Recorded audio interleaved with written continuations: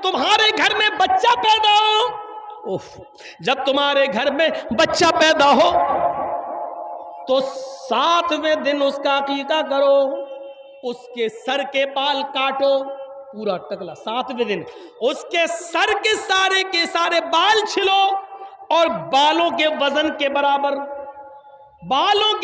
के बराबर चांदी गरीबों और मिस्कीनों में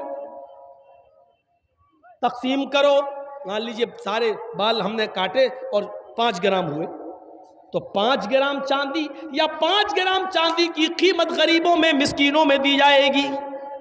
और ये इस्लाम का एक हिस्सा है, इससे आप बच नहीं सकते हो। 7वें दिन उसका अच्छा नाम रखो, गुड्डू पप्पू नहीं, ट्विंकल नहीं, लड़कियों के नाम उल्टी स्वीटी नहीं, अच्छा नाम रखो। नाम का असर पड़ता है, कयामत के दिन नामों से बुलाया जाएगा।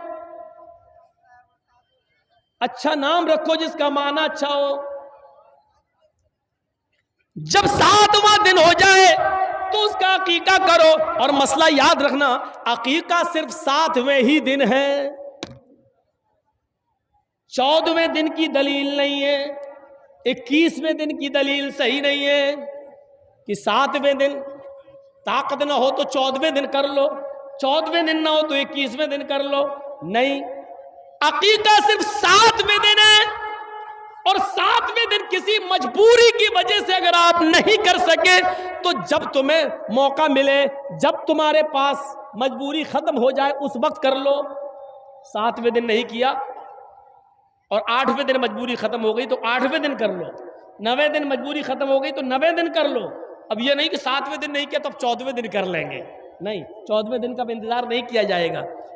14वें दिन भी मजबूरी रही, 21वें दिन भी रही, तो जब तुम्हारी मजबूरी खत्म हो जाए तब कर लो। और जब तक उस बच्चे का अकीका कर नहीं लिया जाएगा उस बच्चे की दुआ बाप के हक में कबूल नहीं होगी। समझ रहे हैं ना? रहन है, रहन, बच्चा गिरवी है, चाहे कितनी वो बच्चा दुआ करे बाप के हक में फिर कबूल नहीं होगी। अगर अमदन कसदन जानबूझकर इस्तिताअत के बावजूद आपने उसका अकीका नहीं किया तो ये बाप के ऊपर एक कर्ज है, जब तक वो इसको अदा नहीं करेगा। हाँ, बच्चा 20 साल का हो गया, अब मजबूरी खत्म हुई है तो अब कर दो। बाप 20 साल तक अपने बच्चे का अकीका नहीं कर सका मजबूरी की वजह से और इंतकाल हो गया, तो बच्चा खुद कमाने लगे तो वो अपना अकीका खुद भी कर सकता है। लेकिन करना है, अगर इस्तिताअत हो जाए तो करो, करना है। याद रखिए, 7वें दिन अकीका करेगा। जब बच्चा पैदा हो तो 7वें दिन अकीका करो। 7वें दिन उसका अच्छा नाम रखो, उसके सर के सारे बाल छील कर बालों के वजन के बराबर चांदी या उस चांदी की कीमत गरीबों और मिस्कीनों में तकसीम करो। लड़का है तो 2 जानवर और लड़की है तो 1। गाय नहीं चलेगी, भैंस नहीं चलेगी, ऊंट नहीं चलेगा, बड़े जानवरों में अकीका नहीं होगा।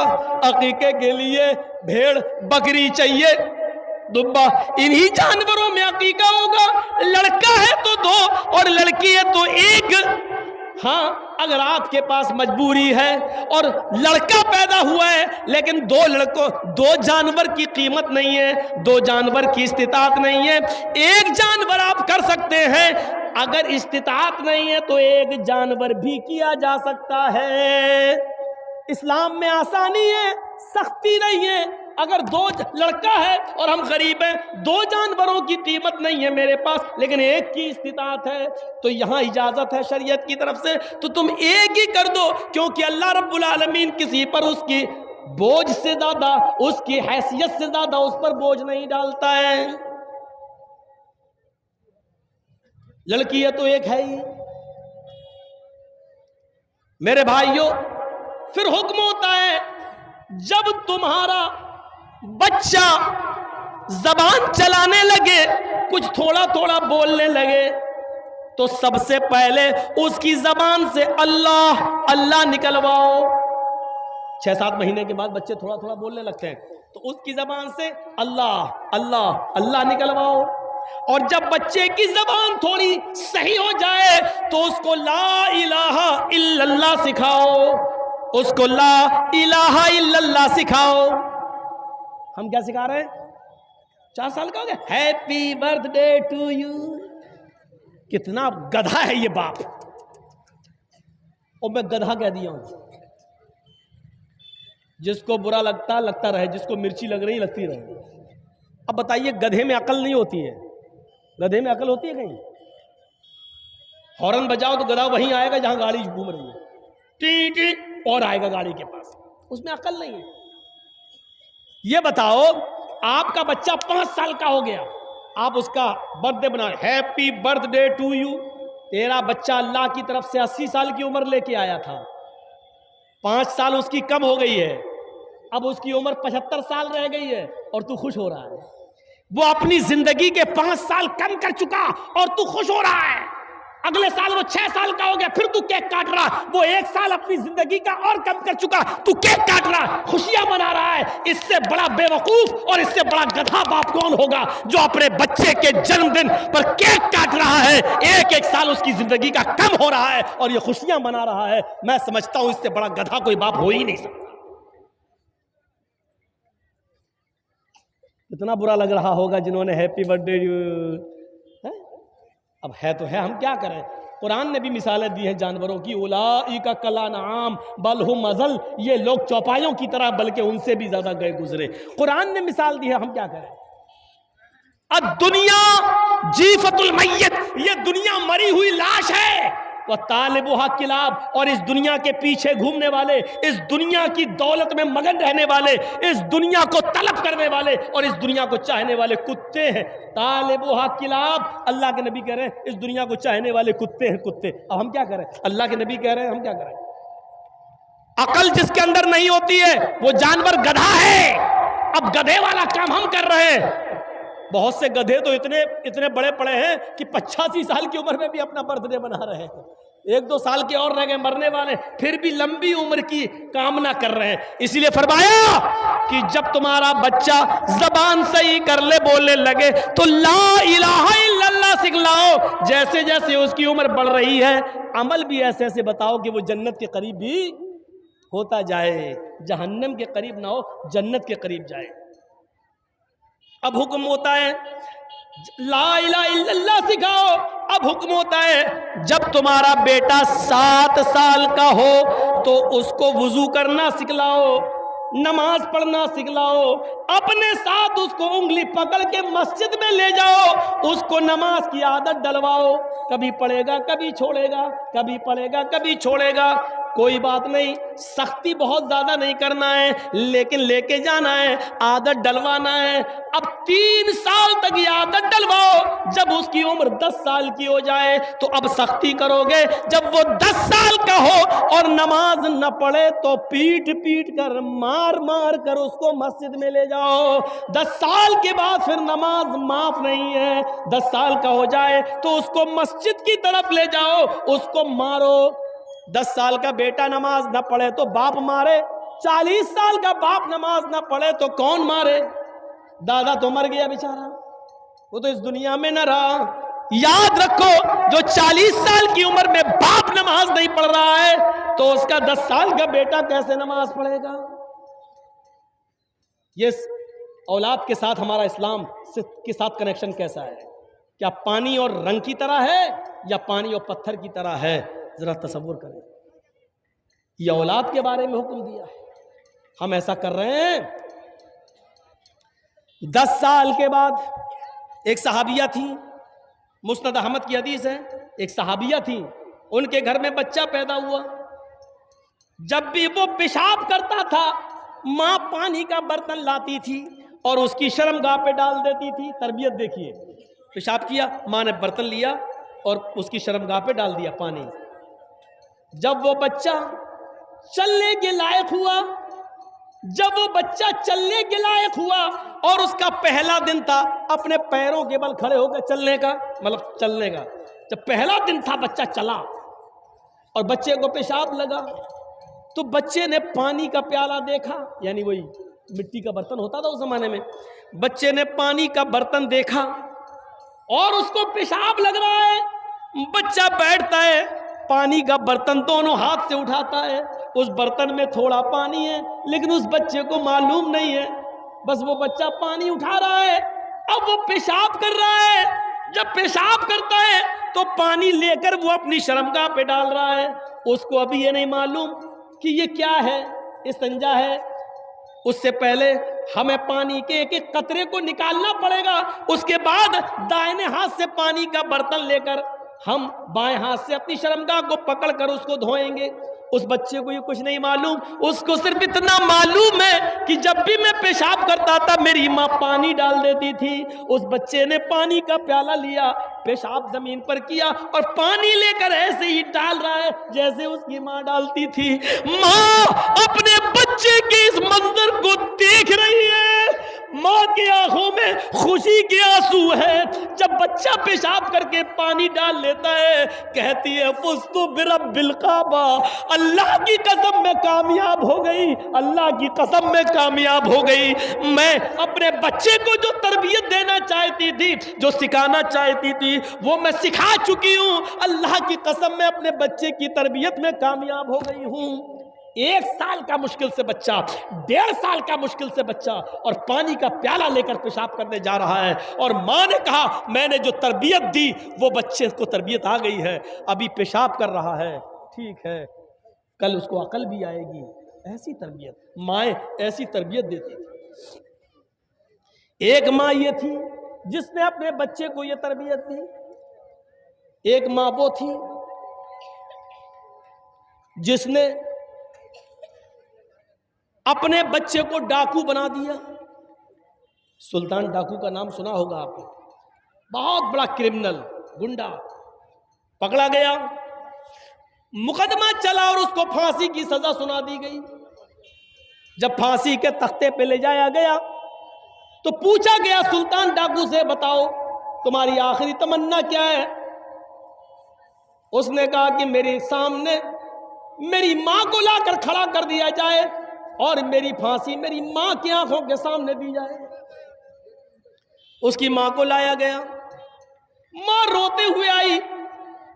सुल्तान डाकू अपनी मां से कहता मां क्यों रो रही हो,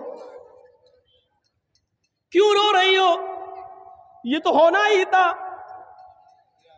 आज मैं फांसी के फंदे पर, फांसी के तख्ते पर तुम्हारी वजह से लटक रहा हूं, तुम मुझे मार रही हो। पुलिस वालों ने उस वक्त हैरत से पूछा तुम्हारी मां ने क्या किया, वो तो रो रही बेचारी। कहा नहीं पुलिस वालों तुम्हें नहीं मालूम, जब मैं 5 या 6 साल का था मेरी मां ने मुझे पैसे दिए कि एक अंडा खरीद कर लाओ। मैं अंडा खरीदने गया, अंडा दे दिया अंडे वाले ने और पैसे देना मैं भूल गया, उसने भी पैसे नहीं मांगे और मैं अंडा लेके चला आया।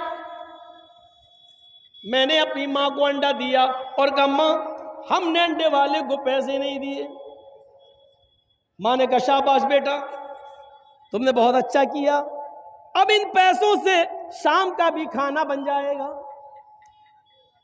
एक अंडे की चोरी के बाद फिर मेरे हौसले बढ़ गए, फिर मैं यहीं से चोर बनने लगा और चोरी में कामयाब होते होते मैं डकैत बन गया और डाकू इतना बड़ा बना कि जब लोगों से माल छीनने लगा और लोग माल देने में जब कतराने लगे तो उनकी जान लेने लगा। किसी की जान लेना मेरे लिए आसान हो गई और फिर मैं पकड़ा गया और उस जुर्म में मुझे आज फांसी की सजा सुनाई गई।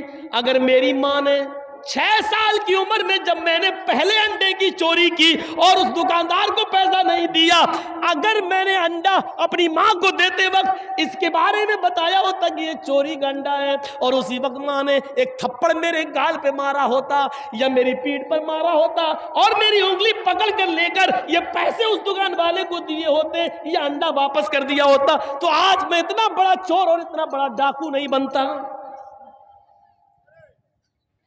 इसकी जिम्मेदार मेरी मां है। जितने लोग आज जो लड़कियों से मोबाइलों में बातें कर रहे हैं, व्हाट्सएप कर रहे हैं, यकीनन ये उनके माँ बाप की तरबियत की कमी है। अगर उनके बाप ने और उनकी मां ने अगर तरबियत दी होती तो जिन लड़कियों से वो बात कर रहे हैं वो उनको अपनी बहन और अपनी बेटी समझ रहे होते, अपनी बहन समझ रहे होते, आज उनसे अश्लील बातें नहीं कर रहे होते, आज व्हाट्सएप पे गुफ्तगू नहीं कर रहे होते, आज मोबाइल पर गुफ्तगू नहीं कर रहे होते, आज एक और दो घंटे उनसे बातें नहीं कर रहे होते। ये तरबियत की कमी है, चाहे बाप की हो या माँ की हो। एक तरबियत वो थी कि हजरत मरियम अलैहिस्सलाम मस्जिद के मेहराब में बैठी हुई है और उनके पास बेमौसम फल आ गए। मौसमी का मौसम नहीं मौसमी आई, गाजर का मौसम नहीं गाजर आई है, मेरे भाइयों तरबूज का मौसम नहीं तरबूज रखा हुआ है, आम का मौसम नहीं लेकिन आम रखा हुआ है। हजरत जकरिया जब मस्जिद के मेहराब में दाखिल हुए, जब देखा कि मरियम के पास ये फल आ गए हैं, इसका तो मौसम ही नहीं है, सीजन ही नहीं है इन फल का, फिर ये फल कहां से आए? तो हजरत जकरिया ने सबसे पहला सवाल ये किया मरियम से, अन्ना लके हाजा, आए मरियम पहला ये बता कि ये फल कहां से आए? सेब का मौसम नहीं सेब कहां से आया, अनार का मौसम नहीं अनार कहां से आया, आम का मौसम नहीं आम कहां से आया? पढ़िए सूरह मरियम, कुरान कहता है अन्ना लके हाजा, ये तेरे पास कहां से आया? इसका जवाब दे। अल्लाह वाली थी, नेक थी, अरे जिसने बगैर शौहर के बेटा पैदा किया ईसा को, और अल्लाह ने उसकी पाक दामनी का ऐलान किया, अल्लाह ने उसकी पाक दामनी का सबूत दिया, वो बदचलन कैसे हो सकती थी? लेकिन जकरिया क्लास ले रहे, बता ये फल कहां से आया? और मरियम कहती है शक मत कीजिए, डाउट मत कीजिए, मेरे बारे में कोई गलत ख्याल पैदा मत कीजिए। क़ालत हुवा मिन इंदिल्लाह, ये सारी नेमतें मुझे अल्लाह की तरफ से मिल रही हैं। ऐ जकरिया, मुझे पालने पोसने वाले, मेरी परवरिश करने वाले, मुझे अच्छी तरबियत देने वाले, मेरी रगों में आप ही का खून है, इसलिए मैं आपको बताना चाहती हूँ ये कोई लड़के ने ला के नहीं दिया, मेरा किसी लड़के से कोई ताल्लुक नहीं है, कनेक्शन नहीं है, ये नेमतें मुझे अल्लाह के पास से मिल रही हैं। आप बाप हैं, आप अपनी बेटियों से पूछिए ये मोबाइल तेरे पास कहां से आया? ये तो 12, 13, 15 हजार का मोबाइल है, हमने तो तुम्हें लेके नहीं दिया, ये तुम्हारे पास कहां से आया? 500, 600 रुपए का रिचार्ज तुम्हारे मोबाइल में 1.5-2 GB तुम्हें रोज मिल रही है, ये पैसा तुम्हारे पास कहां से आया है? हम तो तुम्हें मोबाइल में 2 ही नंबर थे तुम्हारे पास, एक माँ का, एक बाप का या एक भाई का, अभी अभी ये तीसरा नंबर, इस नंबर से जो कॉल आई है ये कहां से आई है? ये सारे सवाल आज बाप ने अपनी बेटी से पूछना छोड़ दिया, इसलिए बेटियां भी आवारा गायों की तरह हो चुकी हैं, आवारा जानवरों की तरह हो चुकी हैं। आज हमने तरबियत देना छोड़ दिया है। सुनिए, जब तरबियत नहीं होगी तो यही हाल होगा। आज हमने अपनी बेटियों को, अपनी औलाद को तरबियत नहीं दी है। शेख अब्दुल कादिर जीलानी बगदादी रहमतुल्लाह अलैह, जो बड़े पीर साहब के नाम से मशहूर हो गए, वो अब्दुल कादिर जीलानी रहमतुल्लाह अलैह 12 साल की उम्र में काफिले के साथ जा रहे थे। उनकी माँ ने 12 साल की उम्र में उनके कुर्ते के अस्तर में 40 अशरफी सिल दी थी और सिलते वक्त छुपा दिया था और कहा था बेटा देखो ये 40 अशरफियां हैं, लेकिन हालात चाहे कितने खराब हो जाए, बेटे तुम झूठ कभी मत बोलना, तुम झूठ कभी मत बोलना। माँ अपने 12 साल के बच्चे को काफिले के हवाले कर रही है, लेकिन नसीहत ये कर रही है बेटे हालात कितने भी खराब हो तुम झूठ कभी मत बोलना। माँ जानती है हालात खराब हो सकते हैं, लेकिन झूठ बोलकर हालात और खराब कर लिए जाएंगे। अगर अपने आप को बचाना है तो सच बोलकर ही बचाया जा सकता है। मेरे प्यारे साथियों, जब डाकुओं ने उस काफिले पर हमला किया तो सारा काफिला लूट लिया। डाकुओं का एक आदमी जब अब्दुल कादिर के पास आया, कहने लगा ए लड़के तेरे पास भी कुछ है? उसने कहा हाँ। बोल क्या है? 40 अशरफी हैं। 40 कहाँ है? कहीं तो दिखने नहीं। कहा ये है। अस्तर सिल उधेड़ा 40 अशरफी मिली। कहा बेटे ये तो छुपी हुई थी, तुम अगर मना कर देते तो मैं यहां तक पहुंच ही नहीं पाता। तुमने बता कैसे दी? कहा कि चलते वक्त मेरी माँ ने मुझे नसीहत की थी कि हालात चाहे कितने खराब हो, झूठ कभी मत बोलना। इतनी सी बात का उस डाकू पर यह असर हुआ, चीख पड़ा, आए डाकुओ इधर आओ। इस बच्चे ने अपनी माँ की इतनी बात मानी है कि इस हाल में भी वो झूठ नहीं बोला और 40 अशरफियां मुझे दे दी। मेरी तो पूरी जिंदगी चोरी में गुजर गई है, लुटेरीपन में गुजर गई है, डकैती में गुजर गई है। ये बच्चा अपनी माँ की नाफरमानी नहीं कर सका, हम अपने रब की नाफरमानी कर रहे हैं। हम अपने रब को क्या मुंह दिखाएंगे? हम अपने रब को क्या जवाब देंगे? सारे काफिले का लूटा हुआ माल वापस कर दिया और उन डाकुओं ने सबने सच्ची तौबा कर ली। ये बच्चा 12 साल का आगे चलकर शेख अब्दुल कादिर जीलानी के नाम से मशहूर हुआ है और बड़े पीर साहब के नाम से जाना जा रहा है। हम अंदाजा लगा रहे मेरे भाइयों, माएँ क्या तरबियत दिया करती थी अपनी औलाद को और आज हमारी माएँ हमें क्या तरबियत दे रही हैं। आज हमारा 4 साल का बच्चा पैंट की चैन खोलता है, माँ खोलती है, कहती है बेटा यहाँ खड़े होके पेशाब कर ले। माँ के सामने वो खड़े होके पेशाब कर रहा है। और एक वो माँ थी, जब बच्चा पेशाब कर रहा है तो उसके पानी का बर्तन उसकी शर्मगाह पे डाल रही है। तरबियत है। हमें इस्लाम हमारे अंदर कितना दाखिल है, हमने अपनी औलाद को क्या तरबियत दी है, जरा सोचो और अंदाजा लगाओ। फरमाया मेरे भाइयों, या अय्युहल्लज़ीना आमनुदखुलू फिस्सिल्मी काफ़ा, ईमानो वालो तुम इस्लाम के अंदर पूरे के पूरे दाखिल हो जाओ। तो मेरे भाइयों, अपने आप को इस्लामी रंग में रंगना चाहिए। उठना, बैठना, लेटना, सोना, जागना सब इस्लामी हो। हजरत बिलाल के सीने पर जब भारी पत्थर रख दिया गया आग के अंगारों पर लिटालकर, फिर उनसे कहा जा रहा है इस्लाम छोड़ो, आग के अंगारों पर लेटे हैं, भारी पत्थर सीने पर रख दिया और फिर भी कह रहे हैं कि नहीं, अल्लाहु अहद अल्लाहु अहद अल्लाहु अहद। ये है इस्लामी जिंदगी। ना इस्लाम बिलाल से निकल रहा है, ना बिलाल से इस्लाम को निकाला जा रहा है। यह है इस्लाम। और एक हमारा इस्लाम है। इतना बोलने के बावजूद भी बेगैरत लोग मोबाइल लगाए हुए हैं, ये जलसा सुनने आए हैं। एक हमारा इस्लाम है, तो ये इस्लाम को अपनाने की जरूरत है। हजरत सुमैया रजी अल्लाह ताला अन्हा की शर्मगाह में, इंदा में, नहानी में खंजर मार दिया अबू जहल ने, इधर से डाला उधर निकाल दिया। कहता अबू जहल कि इस्लाम छोड़ दे। क्या कहती है अबू जहल? बिल्कुल नहीं। इतनी बड़ी सजा पाने के बावजूद भी क्या कह रही है? इस्लाम नहीं छोड़ सकती।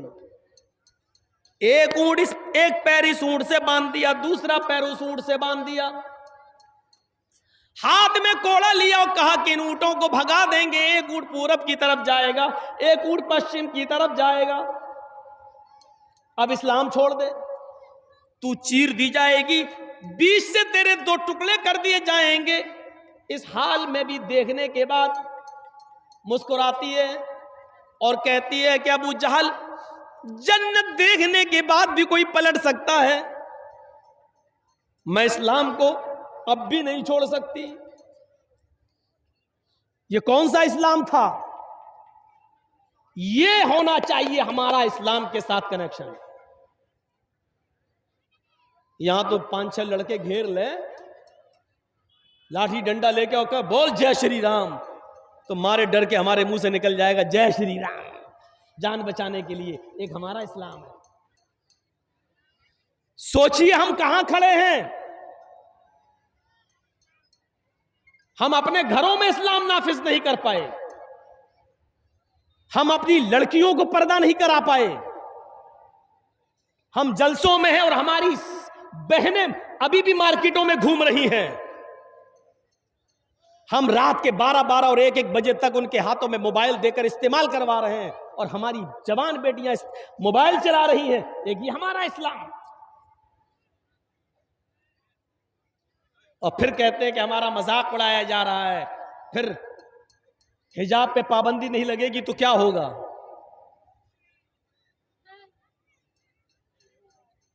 यही सब हालात हमें देखना पड़ेंगे, क्योंकि इसके जिम्मेदार हम खुद हैं। कल तक हमारी मस्जिदों से, हमारे मोहल्लों से जब किसी हिंदू की बारात निकलती थी तो गांव में घुसने से पहले बारात बंद हो जाती थी कि मुसलमानों को बैंड बाजा पसंद नहीं है, इनको तकलीफ नहीं पहुंचाएंगे, इनको हम क्यों तकलीफ दें, बंद कर देते थे बैंड बाजे। लेकिन आज हमारी मस्जिदों के पास भी बैंड बाजे बंद नहीं होते हैं। नमाज हो रही होती है और बारात बजती हुई गुजर जाती है। क्यों? क्योंकि हमने अजानों के वक्त खुद अपने घर की टीवियां बंद नहीं की हैं, हमने मैच देखना बंद नहीं किए हैं। हमारी औरतें, हमारी माँ बहनें टीवी में सीरियल देखना जब से शुरू कर दी हैं तो गैर मुस्लिमों ने हमारी मस्जिदों के पास भी बैंड बाजे बजाना बंद नहीं किया है, बजाना शुरू कर दिया है। उसकी जिम्मेदार कौन है? इस हालात की जिम्मेदार कौन है? हम खुद इन हालात के जिम्मेदार हैं। याद रखिए, अब जो गलती आप करेंगे वो मिटेगी नहीं।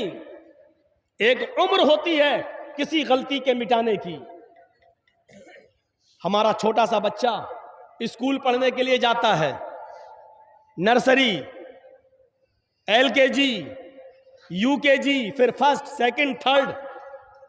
जब वो बच्चा छोटा है, पढ़ने जाता है, तो उसको कलम से, पेन से नहीं लिखाया जाता है, पेंसिल दी जाती है, कच्चे मसाले की पेंसिल, और साथ में रेजर दिया जाता है, उसको लिखाया जाता है। बच्चा है, लिखने में गलती करता है, रेजर से मिटाया जाता है, क्योंकि अभी उसकी उम्र गलती करने की है, वो अभी गलती करेगा और उसको रेजर से मिटाया जाएगा। लेकिन जब वही हमारा बच्चा 6 क्लास में आ जाता है तो फिर उसको पेंसिल से नहीं बल्कि कलम से लिखने को दिया जाता है। क्यों? ये मैसेज देने की कोशिश की जाती है कि अब तुम्हारी गलती करने की उम्र खत्म हो चुकी है। जब तुम्हारी गलती होती थी तो मिटा दी जाती थी, अब तुम इतने बड़े हो चुके हो कि अब तुम पेन से लिखोगे, सोच समझ कर लिखना। अब अगर गलती करोगे तो रेजर से मिटने वाली नहीं है। इलेक्शन के हालात, बिहार के हालात, यूपी का इलेक्शन और इन तमाम चीजों में हमारी बेवकूफी और हमारा पागलपन हमें बता रहा है कि अभी भी हम अपने आप को बच्चे समझ रहे हैं कि हम लिखेंगे गलत और मिटा दिया जाएगा। नहीं, इस वक्त होश के नाखून लेने की जरूरत है, इस वक्त दूरअंदेशी की जरूरत है, इस वक्त अक्लमंदी से काम लेने की जरूरत है, क्योंकि इस वक्त तुम जो गलती करोगे वो मिटेगी नहीं। मैंने कह दिया जो कहना था। अब भैंस का गोश्त खाने वाले होगे तो नहीं समझोगे, क्योंकि भैंस कुंद दिमाग होती है, और अगर भैंस के अलावा कुछ और खा रहे होगे तो समझ गए होगे कि मौलाना जर्जिस क्या कह रहा है और क्यों कह रहा है। जरूरत है इस वक्त अपने आप को ये सोचने की कि अब हमारी गलती मिटने वाली नहीं है। जो गलती हमने की है वो मिटेगी नहीं। यूपी वालों ने जो गलती की है वो अब मिटेगी नहीं, उसका खमियाजा 5 साल तक भुगतना पड़ेगा।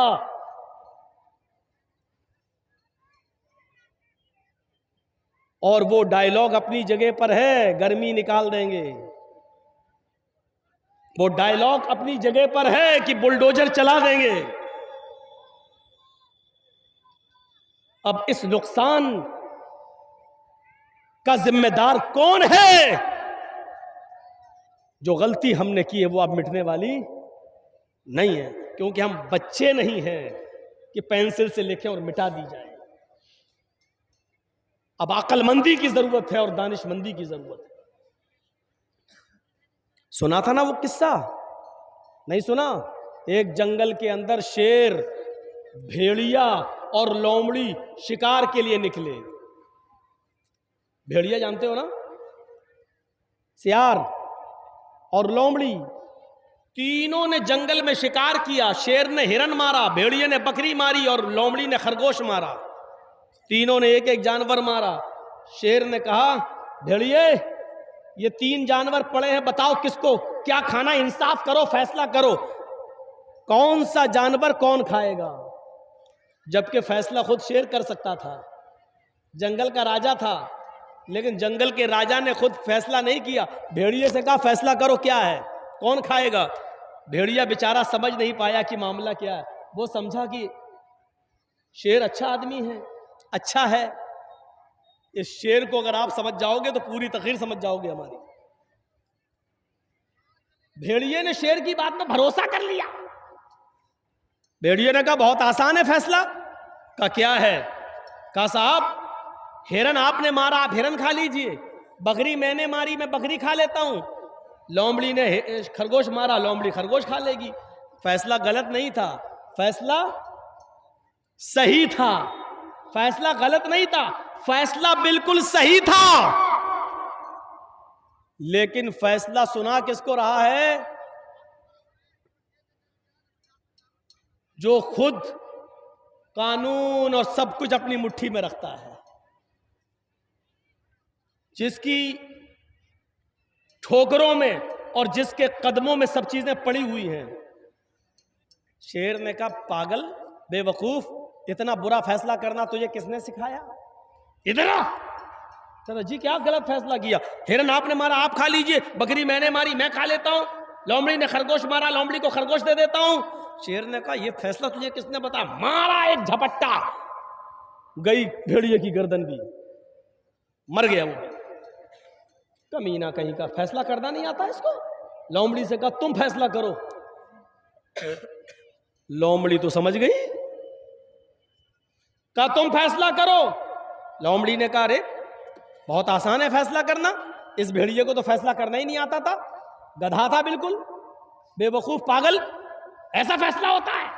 शेर ने कहा अच्छा तो तुम बताओ तुम क्या फैसला करोगी, तुम फैसला करो। उसने कहा साहब आप जंगल के राजा हैं, तीनों जानवर आपके हैं, सुबह भूख लगे तो हिरन खा लो, शाम को भूख लगे तो बकरी खा लो, और दोपहर में भूख लगे तो मुंह का टेस्ट बदलने के लिए खरगोश खा लो। इसको तो फैसला करना ही नहीं आता था, जंगल के राजा आप हैं, आप सब खाएंगे कि ये खाएगा। कहा वाह लोमड़ी वाह, इधर आ, शाबाश, ये है फैसला, इतना अच्छा फैसला करना तुझे किसने सिखाया। कहा इसी भेड़िए से सीखा है जनाब। लोमड़ी ने क्या कहा, इसी भेड़िए से सीखा है। यानी भेड़िए ने फैसला तो सही किया, लेकिन वो आपको समझ नहीं पाया कि आप कितने बड़े जालिम हैं। उसने फैसला सही किया लेकिन फिर भी मारा गया। मैंने फैसला गलत जरूर किया, लेकिन वक्त का तकाजा यह था कि अपने आप को बचा लिया जाए। मैंने अपने आप को बचा लिया। तसव्वुर कीजिए आप, लोमड़ी का फैसला गलत था, उसने तीनों जानवर शेर को दे दिए, फैसला गलत था उसका, लेकिन अक्लमंदी का फैसला था। अक्लमंदी ये थी कि अगर वो ये फैसला नहीं करती तो वो भी मारी जाती, तो हम ही नहीं रहेंगे। तो अपने आप को तो पहले बचाओ, भूखे रह जाना गवारा, लेकिन अपने आप को बचाना जरूरी। तो उसने कहा तीनों जानवर आपके, और अब तो भेड़िया भी बढ़ गया, चारों जानवर आपके।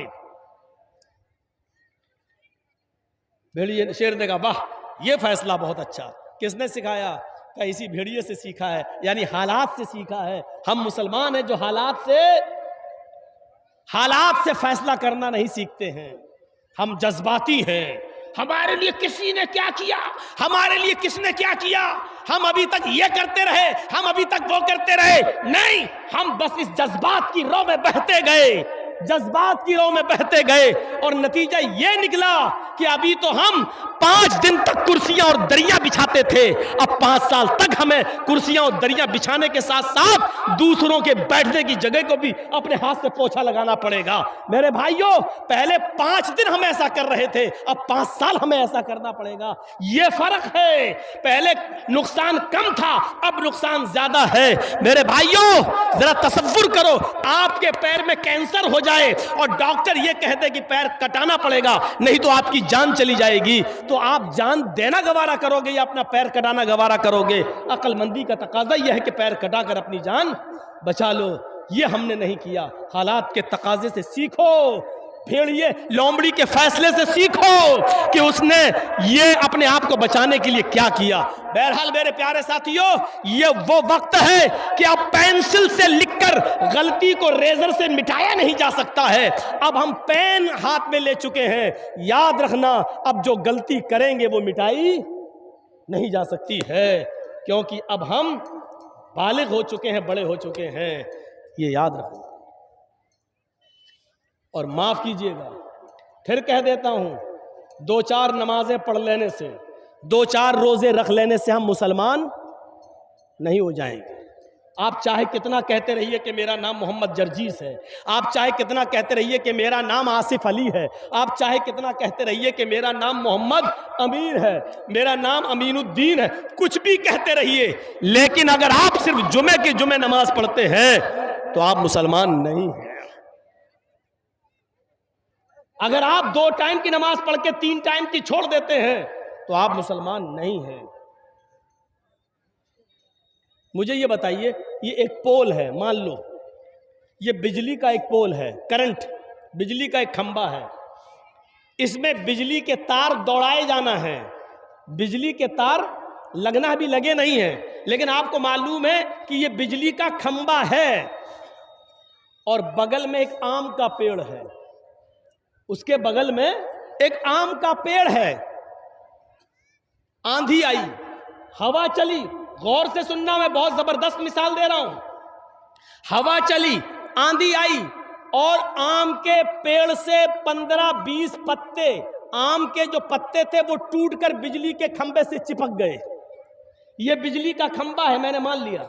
आम के पेड़ से पत्ते टूटे और बिजली के खंबे पर चिपक गए। आपने देखा कि बिजली के खंबे पर आम के पत्ते लगे हुए हैं, तो आप उस बिजली के खंबे को बिजली का खंबा कहोगे या आम का पेड़ कहोगे? मुझे आज जवाब दो।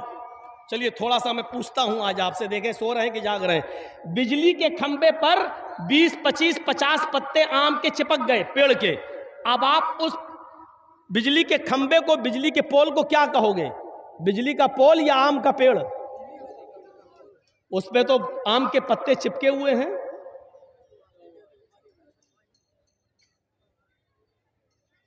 यही जवाब है ना। 2, 4, 10, 20 आम के पत्ते अगर पोल पर चिपक जाएं तो उन 2-4 पत्तों के चिपकने से बिजली का खंबा आम का पेड़ नहीं हो सकता है।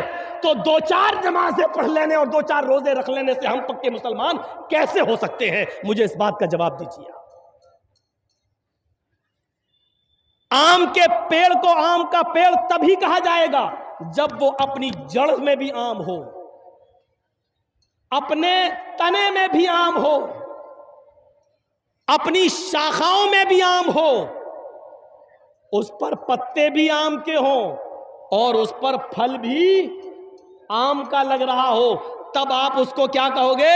ये आम का पेड़ है। उसी तरीके से मुसलमान उसको कहा जाएगा जिसकी जड़ भी इस्लाम की हो, जिस जड़ के तना भी इस्लामी हो और उस तने पर जो पत्ते यानी जो इबादतें हों वो भी इस्लामी हों, उसका उठना बैठना चलना फिरना और खाना पीना शादी और ब्याह सब इस्लामी हो, तब कहा जाएगा कि ये मुसलमान है। और अगर ऐसा नहीं है तो माफ कीजिएगा, हम और आप बिजली के खंबे पर 15, 20, 25, 50 आम के पत्ते चिपके हुए उस बिजली के खंबे को आम का पेड़ कह रहे हैं, जो बिल्कुल हो नहीं सकता। इसी तरीके से 2-4 नमाज और 2-4 रोजा रखने वाले को मुसलमान नहीं कहा जा सकता है। इस मिसाल को याद रखिएगा। मौलाना मिसाल तो इतनी अच्छी दे रहे हैं, इसीलिए तो यूपी से बुलाते हैं आपको कि आप अकल में बिठा देते हैं हमारी। हाँ, अकल में हम आपके बिठा रहे हैं। और याद रखना, अगर 2-4 वक्त की नमाज पढ़ने वाले को अगर आप मुसलमान समझ रहे हैं तो समझ लेना कि आप उस बिजली के खंबे को आम का पेड़ कह रहे हो कि जिस पे 5, 6, 10 पत्ते आम के चिपके हुए हैं, जो हो नहीं सकता।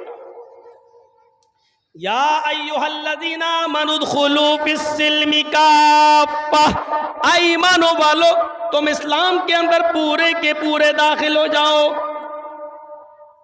तुम्हारा उठना, तुम्हारा बैठना, तुम्हारा लेटना, तुम्हारा सोना, तुम्हारा जागना, तुम्हारा खाना, तुम्हारा पीना सब इस्लामी होना चाहिए।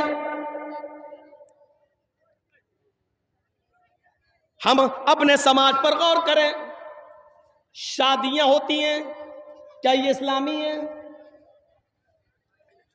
एक एक लड़की की शादी में लड़के वालों की तरफ से 150 आदमी, 200 आदमी, और हमारे इलाके में चले जाओ तो 400 आदमी, 500 आदमी बाराती।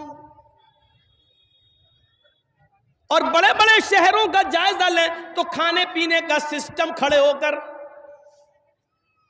आपके इलाके में होता कि नहीं होता अभी हमें नहीं मालूम, लेकिन हमारे बड़े बड़े शहरों में चले जाओ, लखनऊ में, कानपुर में, दिल्ली में, बंबई में, बड़े बड़े शहरों में शादियों में बारात, बफर सिस्टम, खाने का सिस्टम, अपने हाथ से निकालो, खड़े होके खाओ। इसका नाम रखा गया बफे सिस्टम। बिगाड़ कर लोग बोलने लगे बफर सिस्टम, जिसका नाम होना चाहिए था कुत्ता सिस्टम, जिसका नाम होना चाहिए था गधा सिस्टम, जिसका नाम होना चाहिए था सुअर सिस्टम। इसका नाम रखा गया बफे सिस्टम। अभी जायजा लो और खड़ा कर दो और ऊपर से देखना शुरू कर दो कि कितने नौजवान लड़के हैं कि उनके बाल इस्लामी हैं।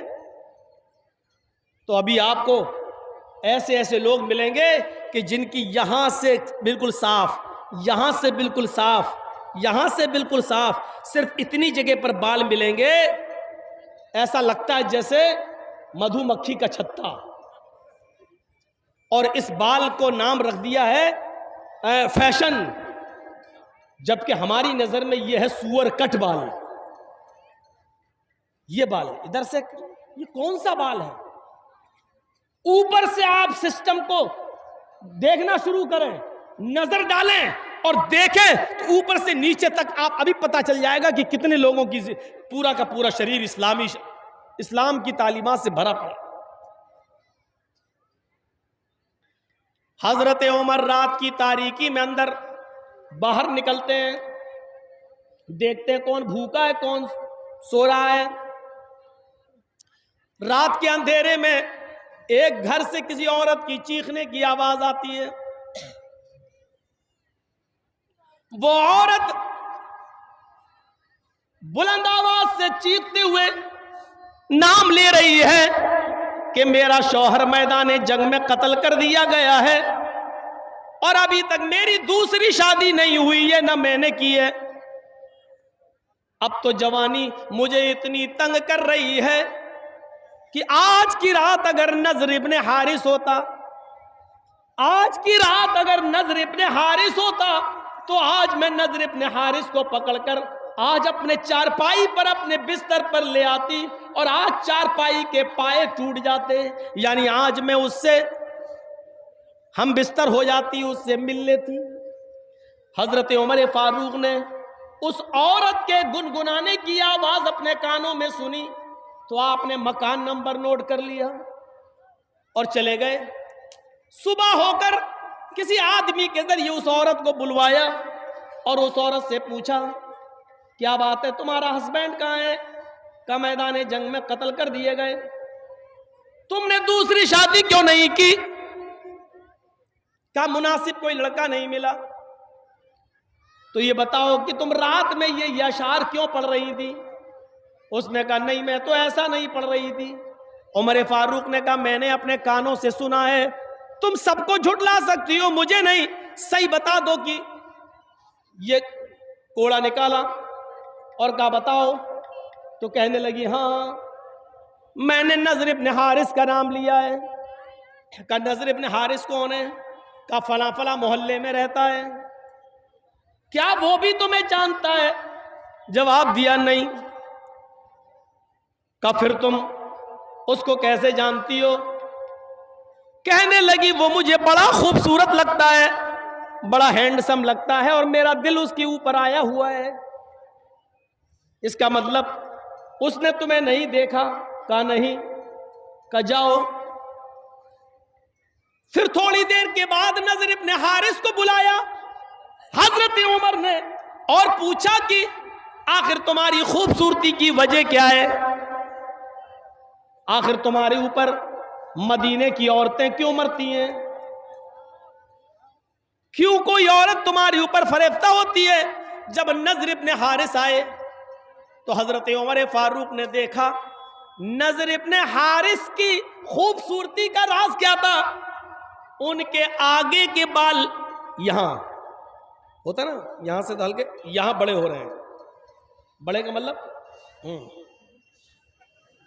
ये होता ना, ये तो यहां के बाल उसके बड़े थे नजर इब्ने हारिस के। हजरत उमर ने कहा ओ तो ये वजह है, ये तुम्हारे आगे के ये जुल्फ, ये आगे के बाल, इसकी खूबसूरती की वजह से मदीने की औरतें तुम्हारे ऊपर मरती हैं। एक आदमी के अंदर ये बस इतनी कमी थी, यहां तो एक दो बच्चे होंगे, सोचो तो सही, वहां एक आदमी ऐसा मिला। हजरत उमर ने कहा बार बार को बुलाओ, नाई को बुलाओ। कहा अमीरुल मोमिनीन क्या बात है। कहा तुम्हारे बाल काटे जाएंगे, टकला किया जाएगा तुम्हारे। कहा अमीरुल मोमिनीन मेरा क्या कसूर है, अगर औरत मुझ पे मर रही है तो वो मर रही, हमने थोड़ी उससे कुछ कहा, हम तो जानते भी नहीं उसको। कहा वजह ये नहीं है, उसकी सजा तो मैं नहीं दे रहा हूं, सजा इस बात की मिल रही है कि तुम्हारे आगे के ये बाल अगर इतने बड़े हुए ना होते तो वो औरत तुम्हारे ऊपर ना मरती, इस खूबसूरती की वजह से मर रही है। लाओ इधर, टकला कर दिया, पूरे हो गए गंजा, लग रहा है जैसे उम्रा कर लिया। कहा अमीरुल मोमिनीन आप कर रहे हैं फैसला तो मान रहा हूं, लेकिन मेरा दिल नहीं हो रहा टकला कराने को। कहा तुम्हारे दिल से क्या मतलब। अब पूरा टकला कर दिया। अब टकला करने के बाद फिर हजरत उमर ने एक काम और किया। क्या किया, एक सफेद रंग का अमामा पगड़ी उनके सर पे बांध दी ताकि टकला ना दिखाई दे। लोग टकले का मजाक उड़ाते हैं, अब तो बहुत बड़े बड़े लोग टकले हैं। टकला होना कोई बुरी चीज थोड़ी है, कुदरती चीज है। बेचा हो गया तो कोई क्या करे। अब बड़े बड़े लोगों को मैंने टकला कह दिया, ये यूट्यूब वालों से बड़ा डर लगता है। हमने किसी का नाम नहीं लिया, ये फोटो भी बना देंगे, तस्वीर भी बना देंगे और लिख भी देंगे कि मौलाना जर्जीस ने इनको टकला कहा। ये इनका हरामीपना है, और इस हरामीपने से ये यूट्यूब चैनल वाले बाज नहीं आ रहे हैं,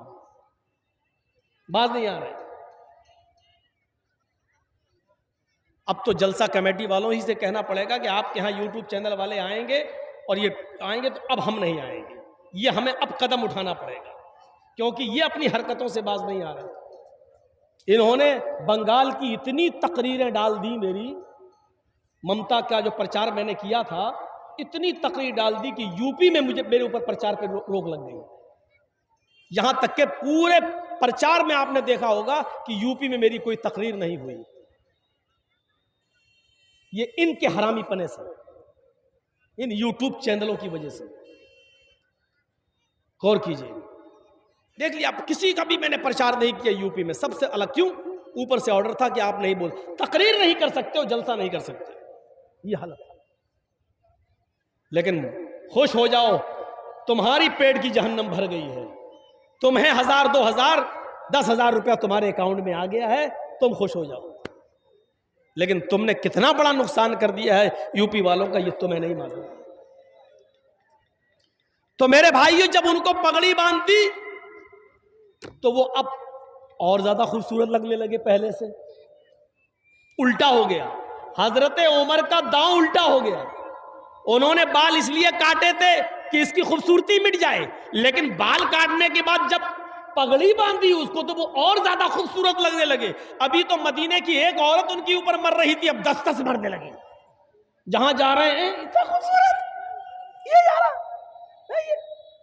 हजरत उमर को पता चला कि उस आदमी के ऊपर तो और औरतें दीवानी हो गई, मदीने की लड़कियां दीवानी हो रही हैं। तो हजरत उमर ने उसको दोबारा बुलाया, कहा नजर इब्ने हारिस, तुम्हारी खूबसूरती ने और इस अमामे ने मदीने की लड़कियों को, मदीने की औरतों को फितने में डाल दिया है।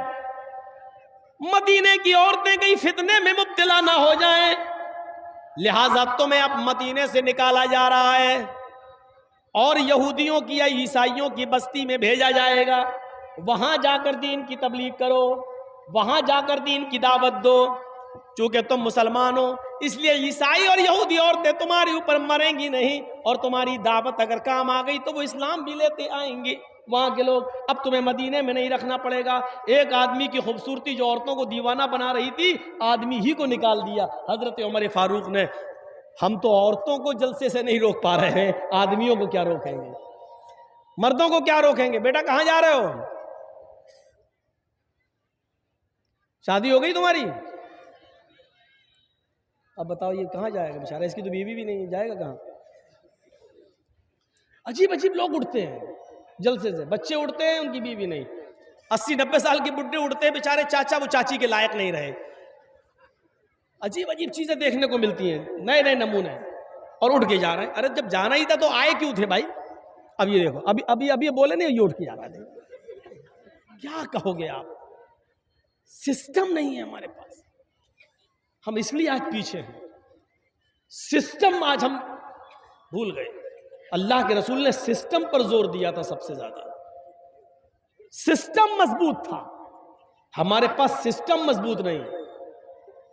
औरतों को मस्जिद में आने की इजाजत दी अल्लाह के रसूल ने, तो सिस्टम इतना मजबूत था कि औरतों का रास्ता अलग था, मर्दों का रास्ता अलग था। सिस्टम इतना मजबूत था कि कोई भी औरत खुशबू लगाकर, चूड़ियां पहनकर, पाजेब पहनकर मस्जिद में नहीं आ सकती थी। सिस्टम को मजबूत बनाइए मेरे भाई, सिस्टम को। हमारे यहां सिस्टम मजबूत नहीं है। हम अपनी मां बहनों पर जरा नजर डालें, क्या कर रही हैं, क्या उनके अंदर वो शर्म और हया बाकी रह गई है जो इस्लाम का एक हिस्सा थी। हमारा कुरान नबी की औरतों, नबी की बीवियों को भी हुक्म दे रहा है। अल्लाह या निसा अन्नबी लस्तुन्ना कहदिम मिनन निसाई नित्तक़ैतुन्ना। आए नबी की बीवियों, गौर करो, आए नबी की बीवियों, आए नबी की औरतों, आए नबी की बीवियों, लस्तुन्ना कहदिम मिनन निसाई नित्तक़ैतुन्ना। तुम आम औरतों की तरह नहीं हो, तुम मामूली औरत नहीं हो, तुम मामूली लेडी नहीं हो। आए नबी की बीवियों, अगर तुम अल्लाह से डरती हो तो तुम मामूली औरत नहीं हो। फला तग़ज़ाना बिल क़ौल फयतमअल लज़ी फ़ी क़ल्बी मरज़। आए नबी की बीवियों, जब तुम्हारे घर में कोई सवाल करने वाला आए, तुम्हारे घर का दरवाजा खटखटाए, तुमसे गुफ्तगू करे, तुमसे बातचीत करे, फला तग़ज़ाना बिल क़ौल, तो तुम्हारे कौल में, तुम्हारी बातचीत के अंदर नरमी नहीं होनी चाहिए, तुम्हारे लहजे में नरमी नहीं होनी चाहिए, मिठास नहीं होनी चाहिए। ये कुरान औरतों को हुक्म दे रहा है। अरे औरतों, जब तुम किसी से गुफ्तगू करो, किसी से बात करो, तो तुम्हारे लहजे में, तुम्हारी गुफ्तगू में नरमी नहीं होनी चाहिए, मिठास नहीं होनी चाहिए। जैसे हम किसी से बात करें, किसी औरत से, अब वो देख रही मौलाना जर्जीस जी, हाँ, महीन आवाज से बात करे, शर्मा शर्मा के बात करे, ये नहीं होना चाहिए। जी, दरवाजा खटखटाया, अंदर आप नहीं है, भाई नहीं है, बाप नहीं है, किसी लेडी की आवाज आई, अंदर से आवाज आई, जी कौन, ये आवाज होनी चाहिए।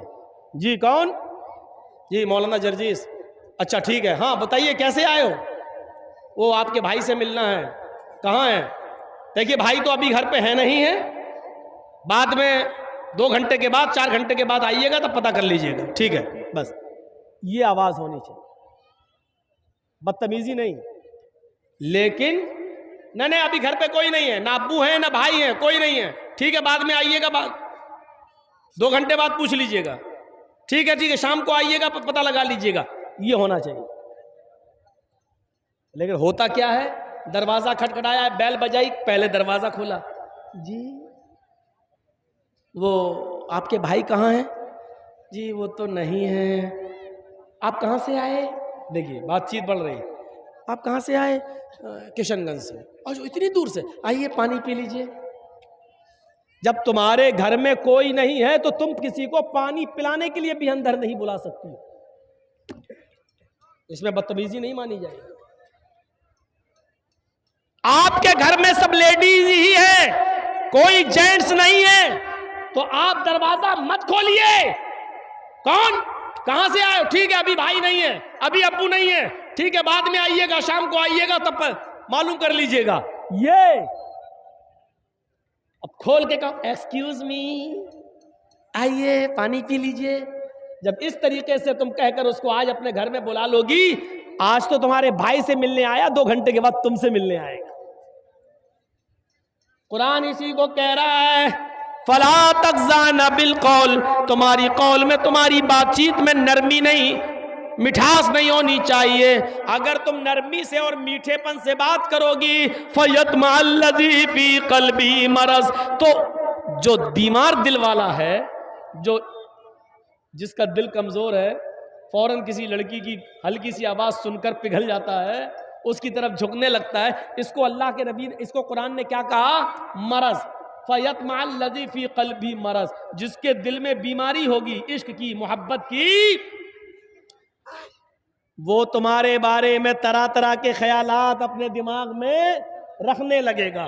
फयतमा अल्लज़ी फी क़ल्बी मरज़, वो अपने दिल में तुम्हारे बारे में नए नए ख्यालात, नए नए तसव्वुरात अपने दिल में रखने लगेगा। इसलिए मिठास नहीं होनी चाहिए तुम्हारी आवाज में। ये अल्लाह रब्बुल आलमीन ने हुक्म दिया है। और औरतों को हुक्म दिया है अल्लाह रब्बुल आलमीन ने, वइज़ा सालतुमूहुन्ना मतान फसलूहुन्ना मिन वराइल हिजाब।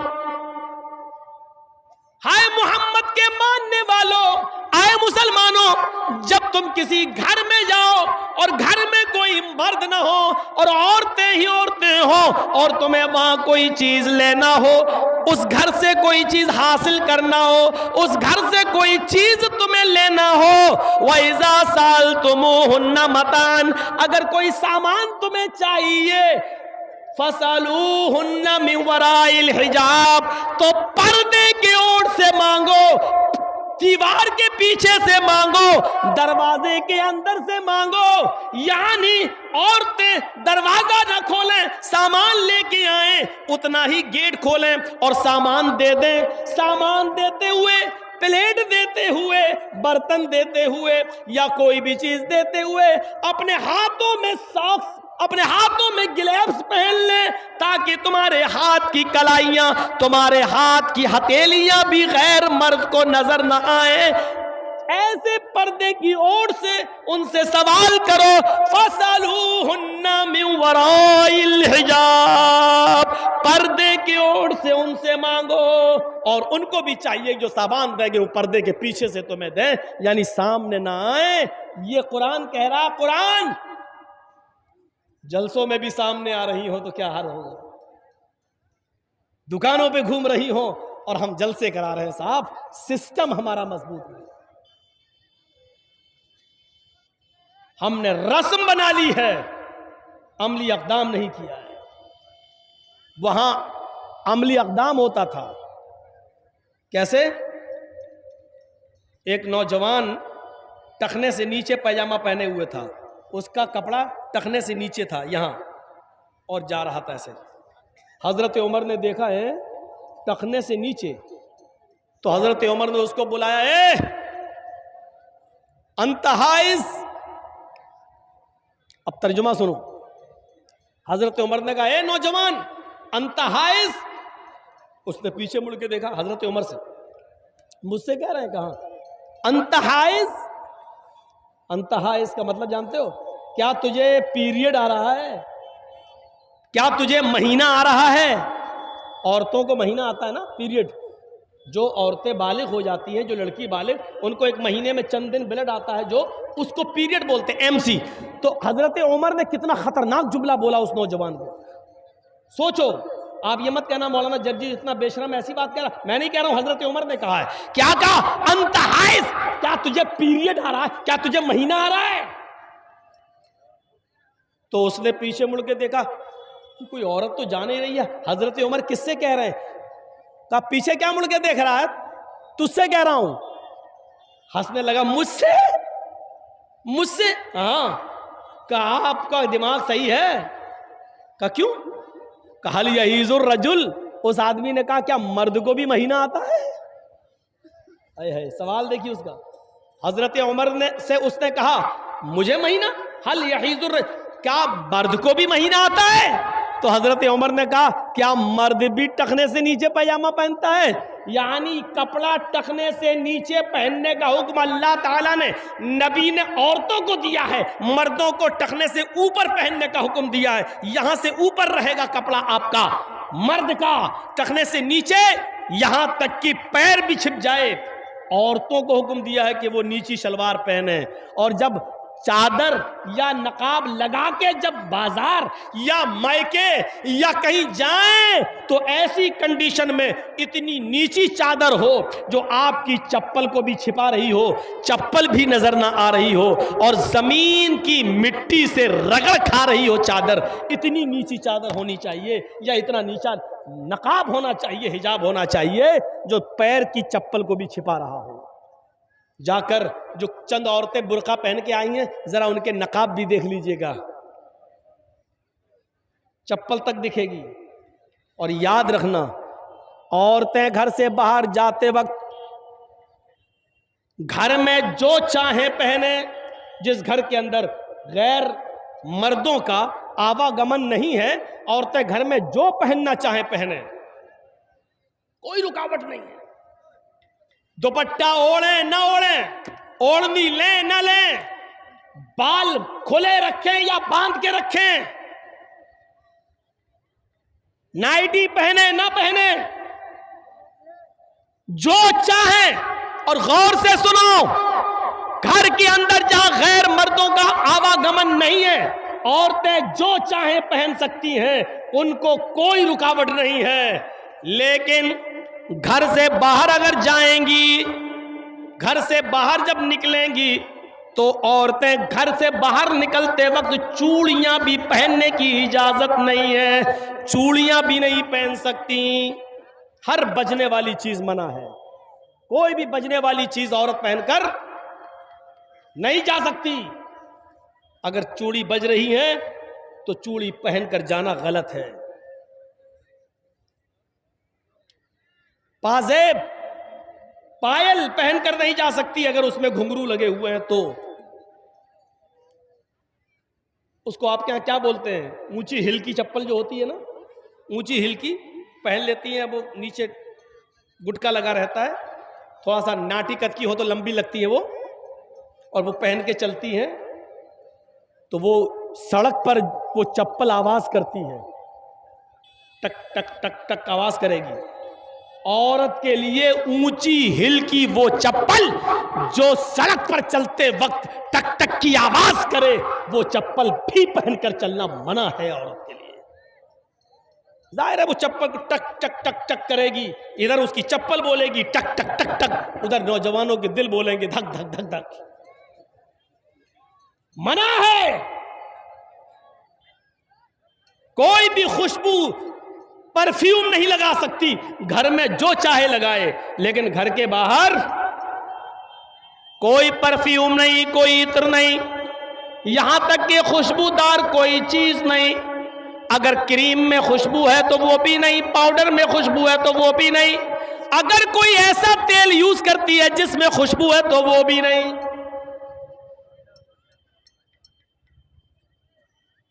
फरमाया कोई औरत, और सुन लो, कोई औरत खुशबू लगाकर, इत्र लगाकर, मेकअप करके घर से बाहर निकलती है, जब तक वो घर ना आ जाए जानियां लिखी जाती है। सुन रहे हैं?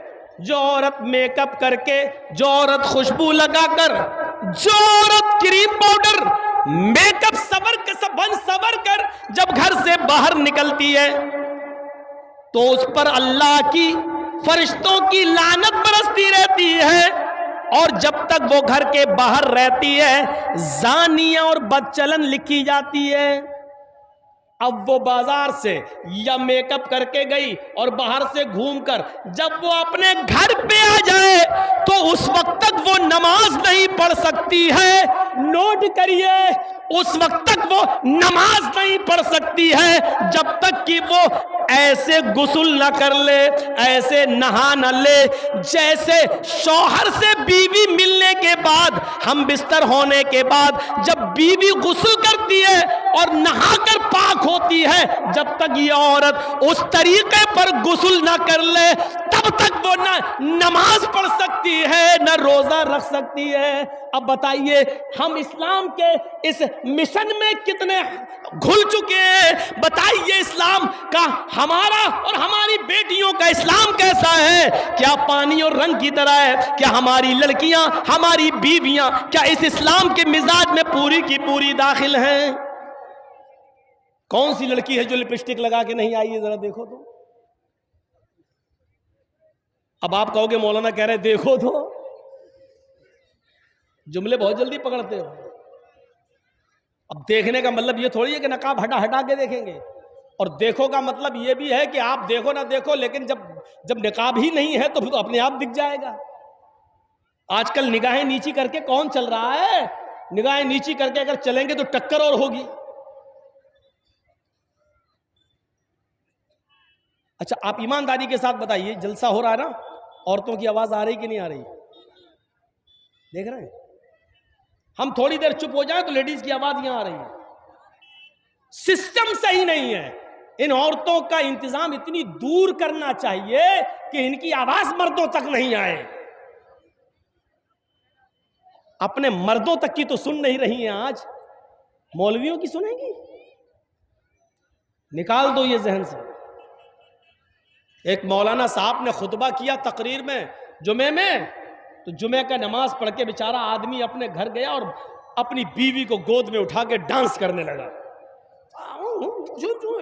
गोद में उठा के, तो बीवी ने पूछा, वाह आज तो कमाल कर दिया, जुमा पढ़ के घर में आए, गोद में उठा लिया, आज बड़ा रोमांस कर रहे हो, बड़ा प्यार कर रहे हो।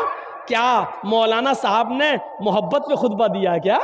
रोमांस पे खुतबा दिया क्या? तो आदमी ने कहा नहीं, मोहब्बत और रोमांस पे खुतबा नहीं दिया। मौलाना साहब ने आज खुतबे में बताया है जो सबसे बड़ी मुसीबत को खुशी खुशी उठाएगा वो सीधे जन्नत में जाएगा। तो हम तो मुसीबत को उठा रहे हैं ताकि जन्नत में चले जाएं। आदमी ने ये जवाब दिया। औरतें चुप नहीं हो सकती हैं। जलसा जब भी कराइए तो औरतों का इंतजाम बहुत दूर करिए, ये नहीं सुनती हैं जलसा। एक आम के पेड़ के नीचे दो औरतें बहुत देर से बातें कर रही थी। एक आम टूटा और गिरा उनके पास, तो चौंक गई, है ये आम कैसे टूट के गिर गया? एक औरत ने दूसरी से पूछा, ये आम गिरा कैसे? दूसरी कुछ बताने ही वाली थी कि आम खुद बोल दिया। आम बोला, तुम दोनों की बातें सुन सुन के हम पक गए इसलिए गिर गए।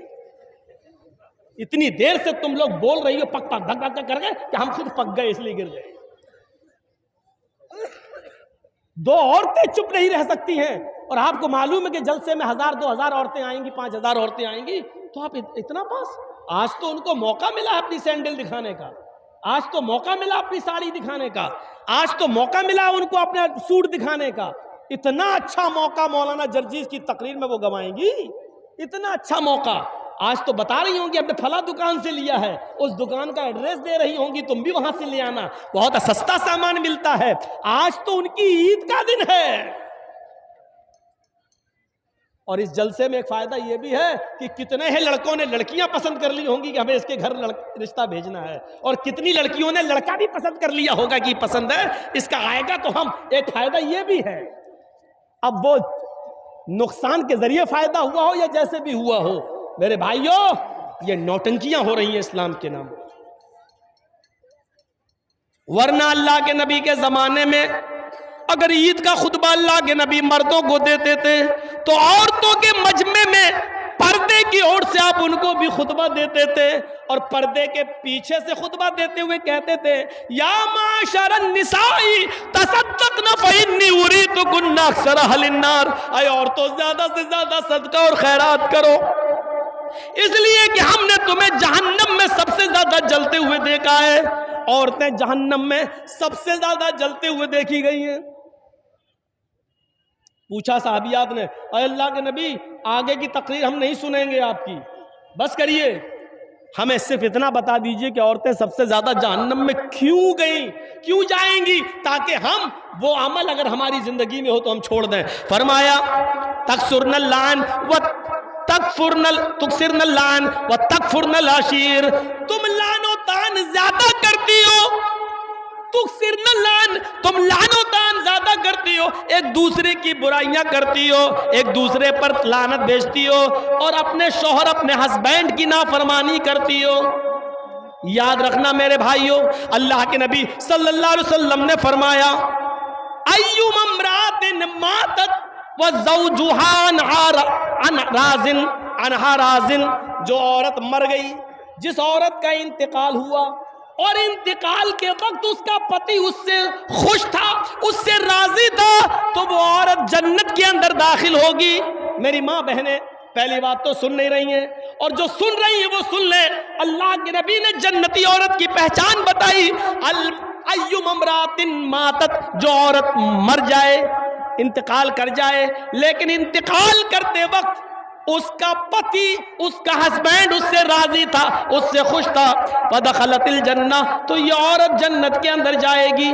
लेकिन इसके उल्टे भी फरमाया कि जो औरत मर गई इस हाल में कि उसका पति उससे राजी नहीं था, उससे खुश नहीं था, तो वो कितनी बड़ी नमाजी हो, चाहे तहज्जुद की नमाजी क्यों ना पढ़ती हो, वो जन्नत के अंदर दाखिल नहीं हो सकती। चाहे कितनी रोजेदार हो, वो जन्नत के अंदर नहीं जा सकती है। मेरे प्यारे साथियों, हमें अपनी बेटियों को ये तालीम देना चाहिए ताकि वो जब घर से जाएं, ससुराल में जाएं, तो वो अपने पति को इज्जत की नजर से देखें और उनको खुश रखने की कोशिश करें। मेरे भाइयों, हमने ये तालीम नहीं दी है, अपनी बेटियों के हाथ में मोबाइल दे दिया है, हमारी बेटियां मोबाइलों में ड्रामे देख रही हैं और जैसे बताया जा रहा है उस तरीके से आज वो अपने पतियों के साथ अपनी जिंदगी गुजार रही हैं। हमने मजाक समझ रखा है इस्लाम को। सुनिए और गौर से सुनिए, हम अपनी बीवी के साथ खाना खा रहे हैं, सुन लो, आज मसलों पे आ गए हैं और मेरा दिमाग अब इधर फिर गया है, तो अब सुनिए आप। हम अपनी बीवी के साथ, एक मिसाल है, आप भी सुनिए, हम अपनी बीवी के साथ खाना खा रहे हैं और खाना खाते ही के दौरान हमारी बीवी की बहन, साली, बीवी की बहन घर में आ जाती है और मेरी बीवी अपनी बहन को कह रही है, आओ आओ तुम भी खाना खा लो, आओ आओ कोई बात नहीं आओ, और साली भी बैठ गई। सुनो, कलेजा है तो सुनो, दिल और गुर्दे हैं तो सुनो। इस्लाम पानी और रंग की तरह, अगर हम इस्लाम को अपने अंदर बसाना चाहते हैं तो सुनो, बीवी की मौजूदगी में भी, बीवी की मौजूदगी में भी, बीवी के सामने भी हम अपनी साली के साथ बैठकर खाना नहीं खा सकते हैं। मेरी साली भी मेरे साथ बैठकर, मेरी बीवी की मौजूदगी में भी मेरे साथ खाना नहीं खा सकती है। इस्लाम हमारी बीवी की बहन को, हमारी साली को भी बीवी की मौजूदगी में भी बहनोई के साथ खाना खाने की इजाजत नहीं देता है। अपनी सालियों को स्कूल पहुंचाने वालों, अपने गांव से किशनगंज और सिलीगुड़ी तक ले जाने वालों, अपनी बाइक पर बिठा के घुमाने वालों, कान के पर्दे खोल कर सुन लो, तुम्हारी साली का बाप यानी तुम्हारा ससुर भी अगर तुम्हें इजाजत दे रहा हो और बीवी भी कह रही हो जाओ मेरी बहन को स्कूल छोड़ाओ, जाओ मेरी बहन को हॉस्पिटल लेकर उसको डॉक्टर के पास उसका इलाज कराओ, सिलीगुड़ी ले जाओ, बीवी की परमिशन के बावजूद, बाप की ससुर की इजाजत के बावजूद बहनोई के लिए जायज नहीं है कि वो अपनी साली को अकेले तन्हे तना अपनी बाइक या 4 व्हीलर पर सिलीगुड़ी ले जाए, किशनगंज ले जाए। ये हराम है उसके लिए। कलेजा थाम के बैठो और देखो हमारे मुआशरे के अंदर ये बुराई पाई जा रही है कि नहीं पाई जा रही है, पाई जा रही कि नहीं पाई जा रही है। जब बीवी की इजाजत और ससुर की इजाजत के बाद भी जायज नहीं है तो बिना इजाजत घुमाना ये कैसे जायज हो जाएगा? बहुत आसान है कह लेना कि साली आदि घर वाली है, तेरे बाप का फतवा होगा ये, तेरे बाप का सिस्टम होगा ये। तेरी बहन भी किसी की साली होगी, वो भी उसकी आदि घर वाली होगी। उसको इस नजरिए से देखने की कोशिश करो। इस्लाम के अंदर साली को भी बहनोई से पर्दा करना पड़ेगा, इसलिए कि बीवी के इंतकाल के बाद या बीवी की तलाक के बाद साली के साथ निकाह जायज हो जाता है, और जिसके साथ निकाह जायज हो उससे पर्दा जरूरी है। जहां यह मसला साली के साथ है वहीं यह मसला भाभी के ऊपर भी लागू होता है। सुन लो, हमारी भाभी अपने शौहर के साथ खाना खा रही है, या जर्जीज साहब खाना खा रहे हैं और जर्जीज साहब के भाई की बीवी यानी भाभी हमारे रूम में आ जाती है और हमारा भाई भी वहीं बैठकर मेरे साथ खाना खा रहा है, और भाई ने कह दिया अपनी बीवी से आओ आओ तुम भी खाना खा लो, कोई बात नहीं देवर है तुम्हारे, बैठो। भाई की परमिशन के बावजूद, शौहर की इजाजत के बावजूद भाभी के लिए देवर के साथ खाना खाना जायज नहीं है। भाई की परमिशन के बावजूद भाभी को अकेले बाइक पे बिठा के किशनगंज और दार्जिलिंग ले जाना, सिलीगुड़ी ले जाना जायज नहीं है। दलील ये अराइतल हमवा या रसूल अल्लाह, एक औरत ने सवाल किया, अरे अल्लाह के नबी क्या मैं देवर से भी पर्दा करूं? देवर हमारे घर में रहता है, ज्वाइंट फैमिली है, आना जाना लगा रहता है, क्या मैं देवर से भी पर्दा करूं? तो अल्लाह के नबी ने फरमाया हाँ, मोहल्ले के दूसरे लोगों से कभी कभी बेपर्दगी हो जाए चलेगा, मोहल्ले के दूसरे लोगों के सामने कभी चेहरा खुल जाए चलेगा, अलहमुल मौत, लेकिन देवर से हर हाल में पर्दा करना है, क्योंकि देवर तो मौत है भाभी के लिए। ये जबान हमारी नहीं है, हमारी जबान जरूर है, लेकिन अल्फाज मोहम्मदुर रसूलुल्लाह के, हदीस जनाब मोहम्मदुर रसूलुल्लाह सल्लल्लाहु अलैहि वसल्लम की है, अलहमुल मौत, देवर भाभी के लिए मौत है। अब अंदाजा लगाओ, जो मौत हो वो मौत कैसे भाभी को लेके जा सकता है अपने घर से बाहर? साहब मेरे भाई ने इजाजत दे दी, यहां भाई की इजाजत नहीं चलेगी, यहां शरीयत का हुक्म चलेगा, शरीयत का हुक्म। हम इन चीजों पर गौर करें, सोचें क्या इस्लाम के साथ हमारा ताल्लुक ये है? या अय्युहल्लज़ीना आमनु दुखुलू फिस्सिल्मि काफ़ा, ईमानो वालो तुम इस्लाम के अंदर पूरे के पूरे दाखिल हो जाओ। बच्चों